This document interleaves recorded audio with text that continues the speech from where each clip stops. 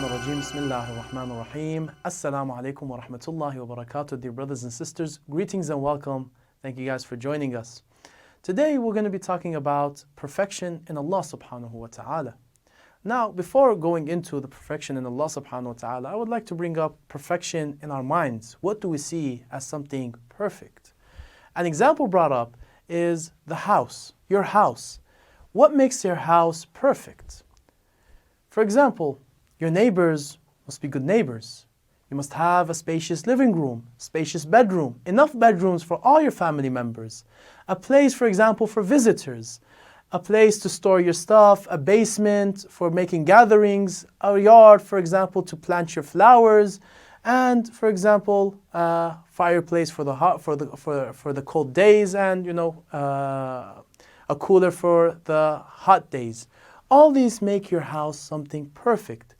What makes it perfect is actually what makes it usable, what makes it something efficient for you to use in your daily life. Now, the perfection of Allah subhanahu wa ta'ala is not the perfection that we have in our minds. The perfection of Allah subhanahu wa ta'ala means, for example, in His knowledge, when we say Allah subhanahu wa ta'ala is all knowledgeable, it means that He has no ignorance in Him. When we say, for example, Allah subhanahu wa ta'ala is all-powerful, it means that there is no such thing as weakness in Him. All these attributes are perfect, the highest of levels, the highest of statuses, to a point we can't even picture it. Now, in addition to that, Al-Allama Tabatabai has this rule, you could state, or this theory that he uses a lot. It's pretty much taken from Sadr al-Muta'allihin, and also available in the words of Ibn Arabi. It states that when you look at something perfect or something beautiful in the human being, for example, strength, or for example, an arm, a hand, you look at this body part, or you look at that, for example, attribute and characteristic available, and you see it as something beautiful. This attribution to Allah subhanahu wa ta'ala has to be available. Why? Because Allah subhanahu wa ta'ala is the one that created this thing. Therefore, creating it, He must have it and possess it. For example, fire gives warmth and does not give anything else. And if anything gives anything, then we will have disaster and chaos, and that's not what we see outside. Thus, Allah subhanahu wa ta'ala, the who created strength, has strength.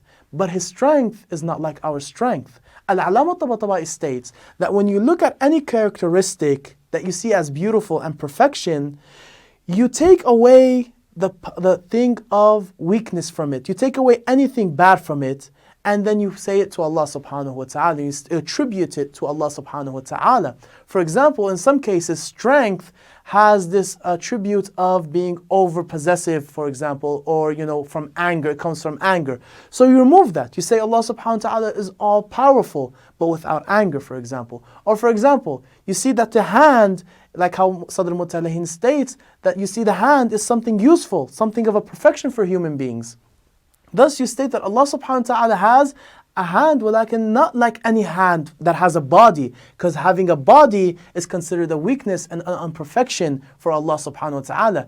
Now, brothers and sisters, I hope you guys enjoyed the show. Keep us in your prayers.